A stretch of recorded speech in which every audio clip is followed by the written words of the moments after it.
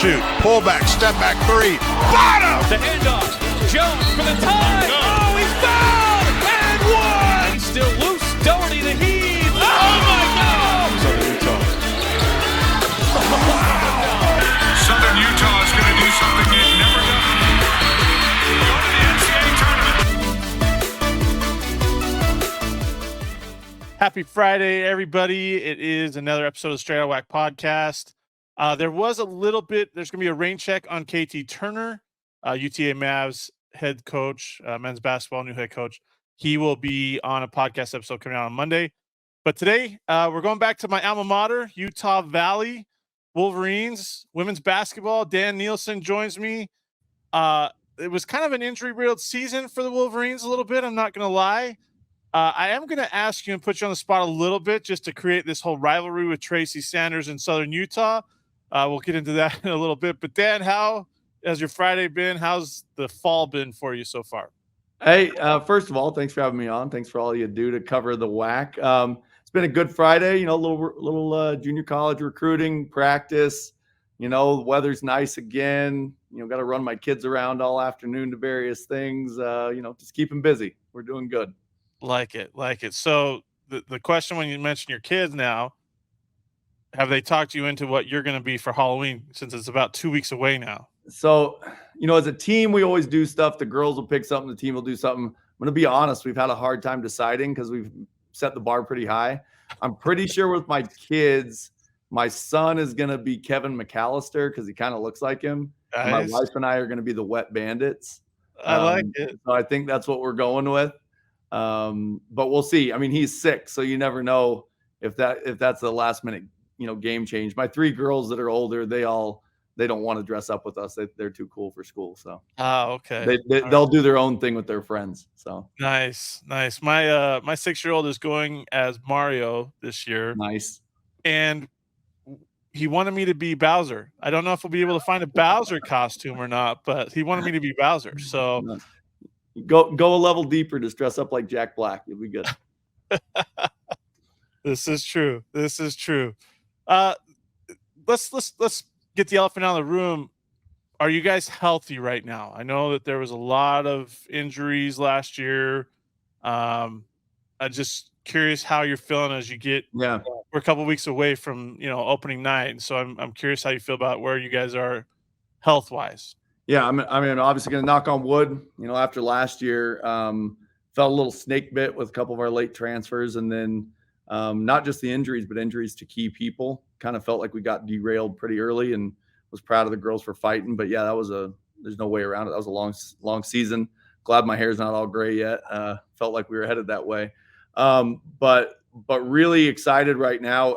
Health wise, we're in a great spot. Everybody's healthy. The people that had major injuries from last year are back. A couple of them are still working their way back, but they're cleared and doing stuff and building themselves back in. And it's a good group. We're a lot more versatile, a lot longer, kind of, especially at those kind of 2, 3, 4 positions. So yeah, definitely feel good to go into practice and have some variety. And it's not just to meet with our trainer and be like, all right, these 7 are good to go today. Let's see what we can do. So yeah, I mean, that was pretty crazy. And the thing is, though, sometimes it works out in your favor. I know that, like, we're going to talk about Kaylee Bion for a second. Mm-hmm. I don't know that you saw her playing as much as she did, but with all the injuries, it felt like you had to kind of thrust her into that. You're spot on. You know, sort of one of those silver lining things. You know, Kayla Anderson last year, super experienced, really heady player who, you know, went down in our second game. Talia White, who went down in the summer, you know, kind of saw those guys at the guard line there. So it honestly, not only did it force her into playing, but we literally had so few people. We kind of had her playing the backup 1, and we finally were like, she's too good to not play. So we put her over at the 2. And honestly, we felt like she kind of thrived there better anyway. So it's definitely kind of shaped some of the direction we're going this year. You'll still see her some at the 1, but she's got that scorer's mentality. And so, yeah, definitely helped her development, I think. Yeah, I mean, she averaged over almost 12 points a game in WAC play. Mm-hmm.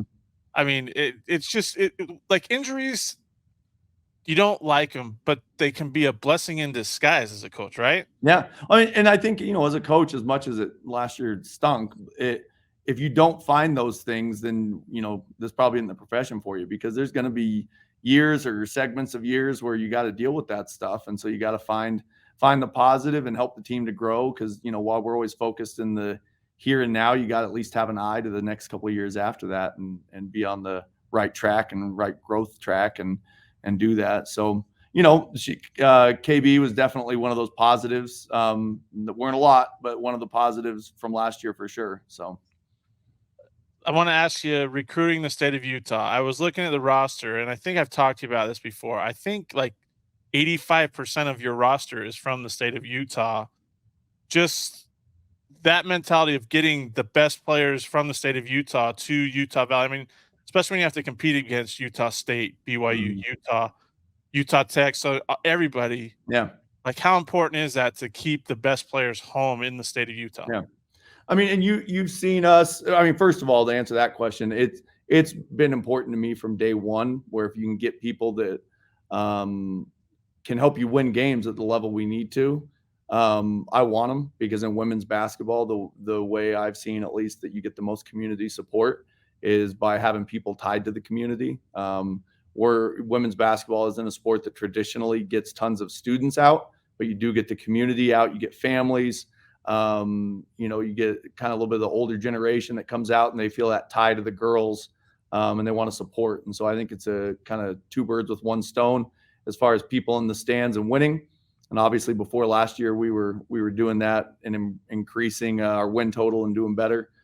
This year we do have a few more, got a couple transfers that, from Arizona and Canada, and, recruiting a little bit more outside of it, but it has been interesting. You see some of the people in state, with Utah and the Pac-12, and obviously staying at the Power 5 level, BYU now kind of moving there, even Utah State some.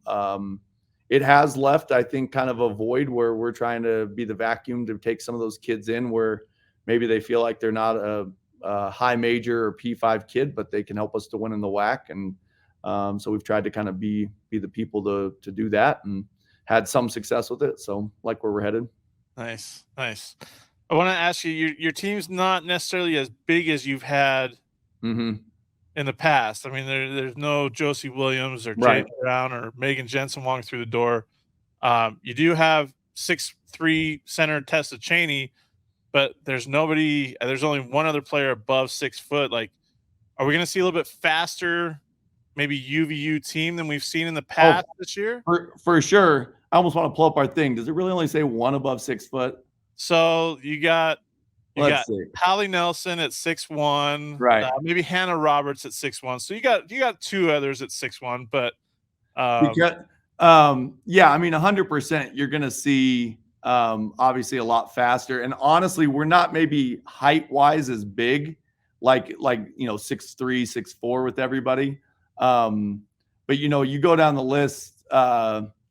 With adding Liana on there, we got a ton of kids between 5'10" and 6'1", 6'2", right there. So we're maybe not as big as, like when we had Josie, but we're actually, I think, longer on the whole. And so we're in the passing lanes a lot more. We definitely are probably spread out more. And it's not a knock at any of our past players, but adding Liana from Portland, she finishes it as good or better as anybody we've had.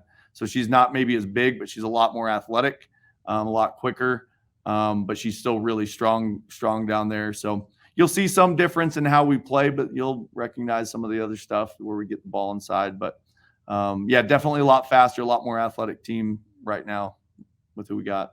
You talked about Liana, and I don't want to botch her last name, so I'm going to let you pronounce that last name. Okay, I hope I don't either. She's never corrected me, but I'm pretty sure it's Kaitu'u.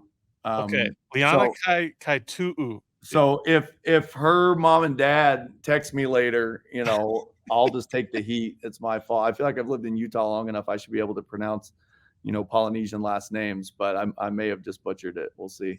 You get her from Portland. Is it? I mean, I guess I'd have to talk to her, but her thoughts on the fact that she's going to play one of her former assistants, who's now at Seattle. It's always a funny dynamic how that plays out. Yeah.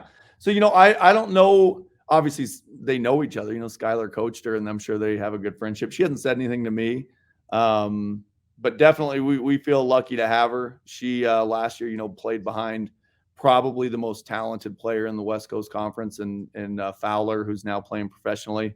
Luckily, she wanted to kind of come back home. We felt like we got a steal.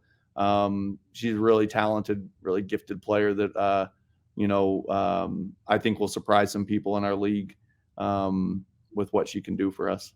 Did her and Alina Tausinga, did they play together at East? They did, yeah. So there's been quite a few East jokes that I've made where I just kind of lump them all in together. Say, I don't know how you guys did it at East, but yeah. So she was older when Lena was kind of getting started out with varsity, and so it's been fun to kind of see that dynamic again, kind of big sister, little sister. Even though Lena's been here 4 years, so. Oh, that's awesome. That's awesome. And you got Jenna Dick over from Tarleton, not Tarleton, excuse me. I get corrected on that quite a bit. A really good perimeter shooter. Yeah. What you know that, but what is something maybe you hope to see from her more in her development as a college basketball player? Yeah.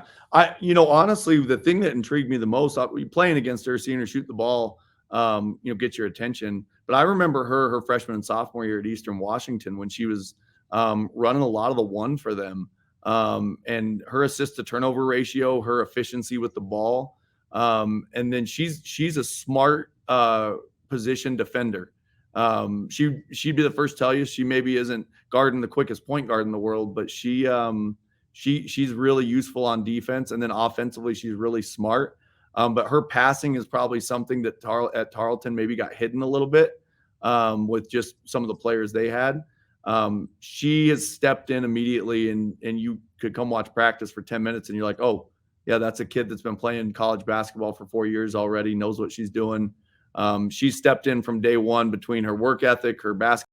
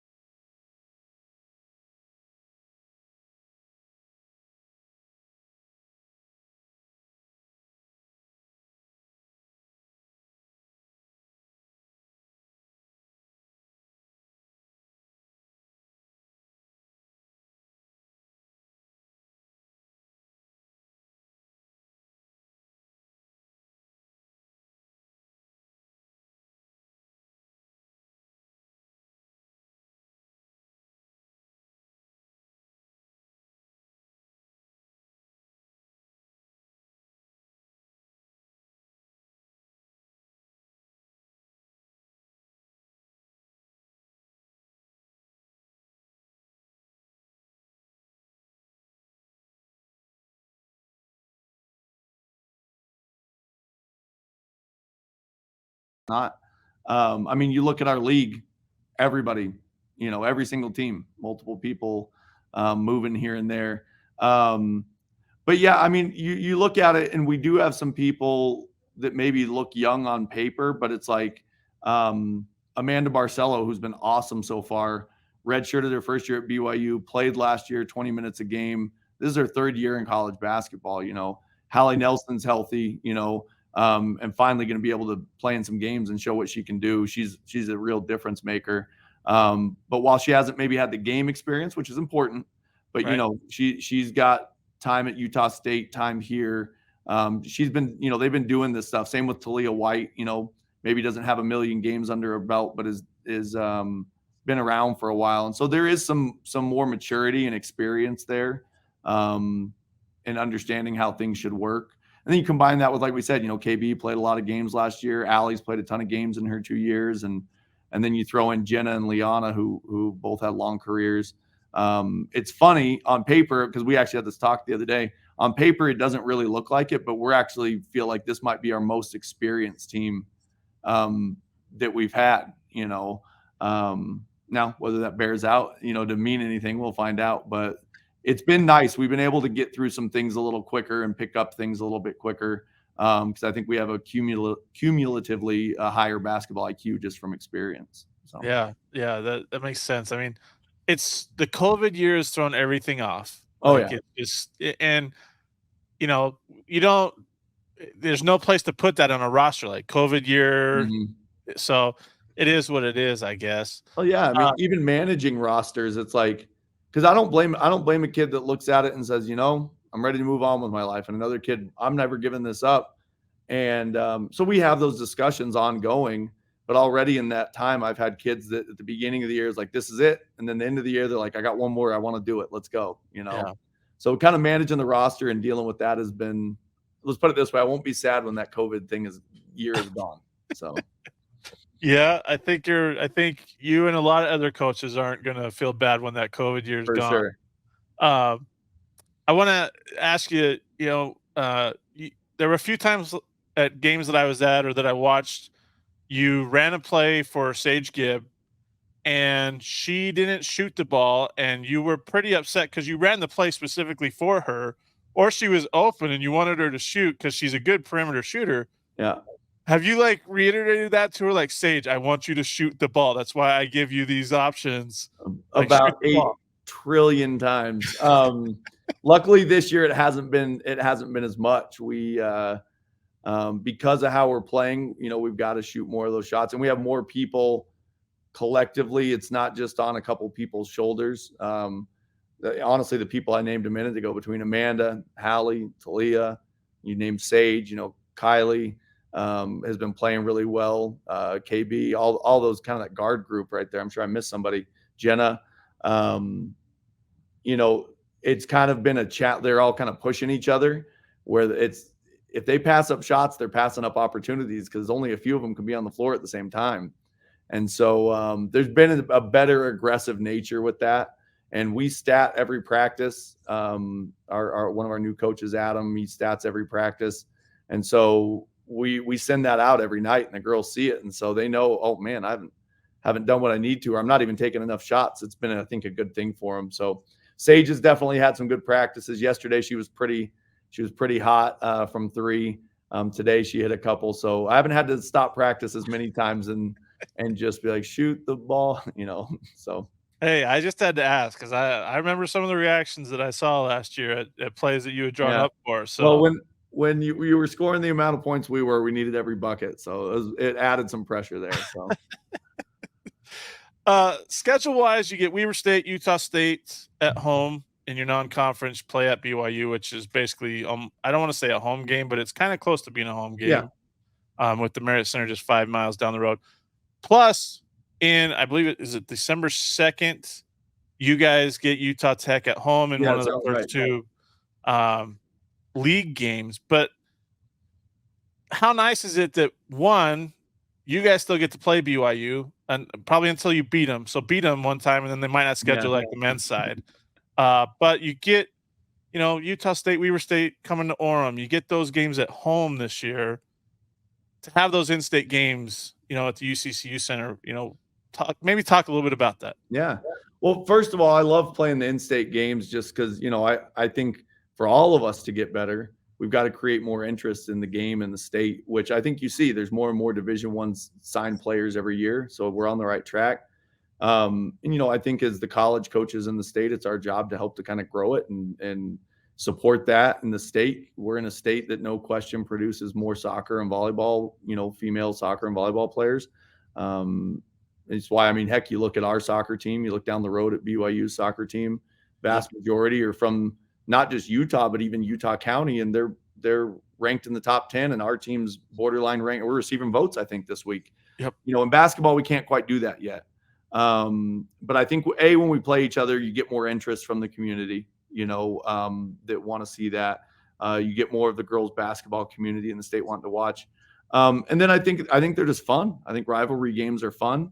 I think it's important to the state. I think it's important to our players that have ex-teammates on Utah State or on Utah Tech or SUU, to build those rivalries. I love the WAC. I love the competitiveness of the WAC, but the reality is more people around here are going to want to come check out a game against Utah State. Most of them aren't going to know how to say Tarleton. They'll say Tarleton, and so I think it's a really important thing to keep going. And then just logistically, we travel enough in our league, Seattle, California, Arizona, Texas. If we can help out our girls to be successful in school by playing some regional games in the preseason that are fun and rivalry games, then we're all for that. So we kind of stuck with that model, and keep doing it. So the other thing too, you get New Mexico State and Sam Houston. I think on both the men's and women's side, you guys are the only team that play both of the former WAC schools. You know what Jody Adams is doing at New Mexico State. You know what? Oh my gosh! Now I can't remember her name. What is it? Oh, and Justice. I feel so bad. Braven Justice is doing that in Sam Houston. Yeah. Oh, it was right there. But maybe talk about, I don't want to say nostalgia because there's not really nostalgia there, but like just the fact that you get both of them who you played the last 2 years. Yeah. Jody that was her first year last year at New Mexico State, but you kind of know what you're getting when you play both of them. Yeah. Last year we only played both of them once. And we played New Mexico State on the here. We played Sam Houston on the road on the short end of the SFA trip. So, and for that game we were down to like 6.5 people. So it was a little interesting. It's one of those things. I think with the CUSA thing, we were kind of hoping to maybe play some different people. We've been joking we have 22 WAC games this year. But it is what it is. Be another chance to go to Las Cruces, which is a hard place to play. We've played since I've been here. We've played there twice and been lucky enough to win both of them. And so hopefully we can continue that. But she's done a nice job there already. They play a tough style of basketball, and then obviously Raven, they're always super athletic, and they're going to get in you a little bit. Get them at home before Christmas. So it'll be good though. Like you said, they're kind of a known commodity to an extent. They're obviously making their programs better. But yeah, our thing's just try and win as many games as possible. And I don't think we go into those games with our team being nervous or something because they don't know who they are. I think they know exactly what they'll be up against and have to be ready for a couple of good teams, but games you could win. So do you like that you have those 2 WAC games that kind of break up everybody says, well, we went to 20 games conference wise. And so you had to figure out how to fit them in. Right. Do you like that they fit them in where they did those extra 2 games, I guess you could say? Me personally, first of all, I fully understand why we did. You just look at the calendar and it's kind of how it had to go. Right. I would prefer not to, but at the same time, if you ask me the question, what it really boiled down to was, do we play a full 20 game round robin, right? Or do we play 18 and not play everybody, but then you don't have to play in December? I think if you're going to have a competitive and fair league, you play everybody twice. Right. So I would take the games in December like we're doing and play everybody twice and do that. So it's just different. The focus, I think, is a little different, but I'm sure it'll be fine. But I still would rather play everybody twice and not have like last year where there's even any room for a question, like, oh, what if they'd have played them twice, or they got to play that team that wasn't as good twice, So I like that. That to me was the most important thing. Just play everybody twice.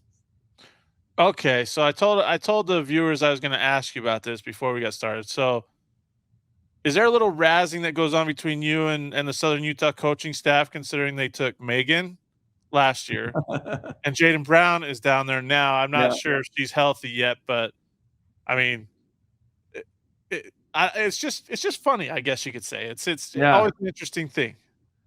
Yeah, no, I mean, Tracy and I have known each other for forever. I mean, she was a associate head coach at St. Mary's for forever, and I was down the road at BYU, and so we played each other in the West Coast several years. And I think she's a heck of a coach. It's just kind of boiled down that way. I think I don't want to speak for either of those guys, but I think Megan was excited to be closer to home. Yeah.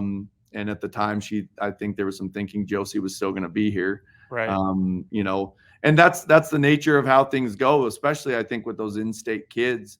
You get them where they want something different for whatever reason, but they don't really want to leave the state. There's only going to be so many options, Right. that they would consider. And it makes sense. I think they obviously had a great year last year. And so they become an attractive option, much like when we got Shea, we were coming off a good, second place finish. And so I think you're always going to see a bit of that. I'd probably throw Utah Tech in there too with some of the local kids. You're going to see this day and age, kids want to see what else is out there, but they don't want to go too far. I think you're going to see some of that, which is definitely interesting, but kind of how it goes. What's it like for you, I guess, as a coach to coach against players who had played on it? Like, you're going to coach against Shea when you guys play GCU this year. Yep. You coached against Megan last year, obviously. Like, what, and even, Utah State with Maria, like, what's it like for you as a coach to coach against players who played for you for a couple of years? Like, it's good to see them. It makes the scout easier.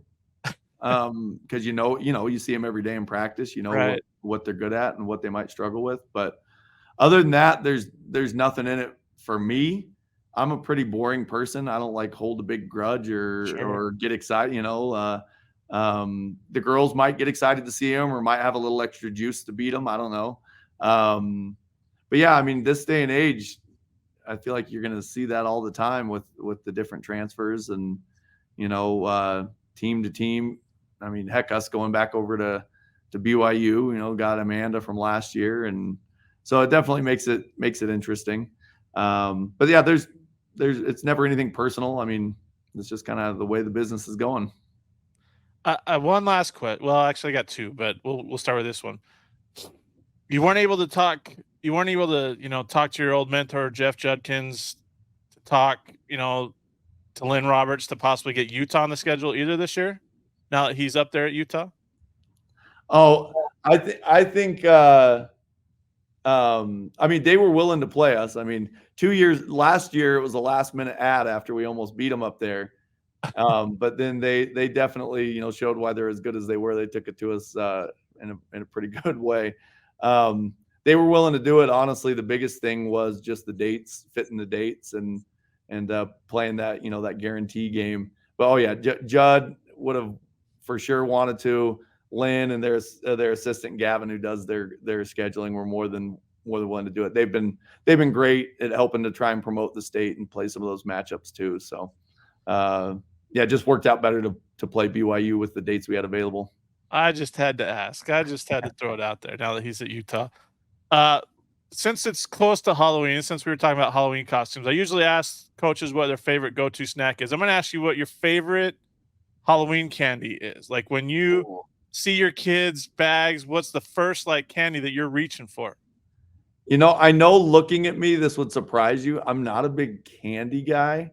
I'm more of like a savory guy than sweet, but I will steal. I'd probably say it's a tie.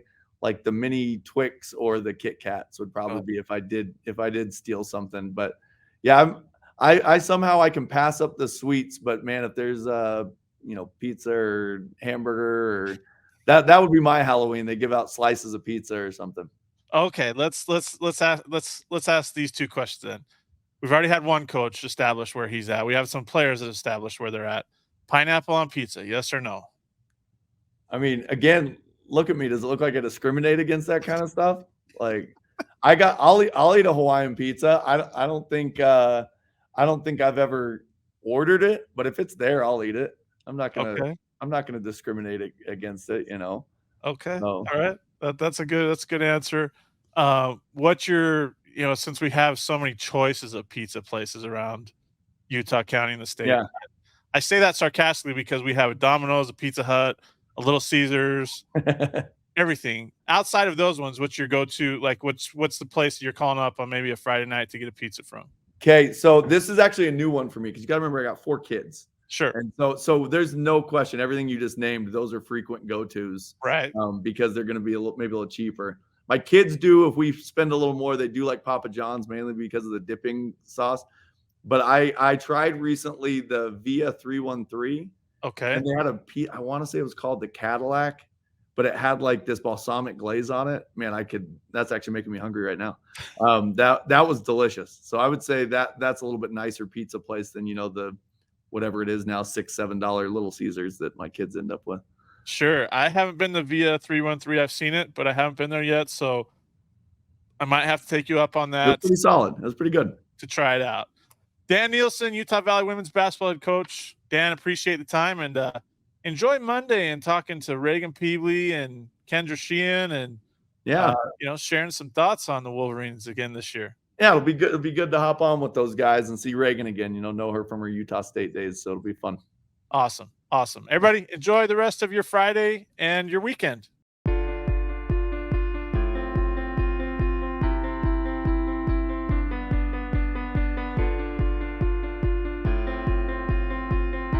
Thanks for listening to the Straight Outta Whack podcast.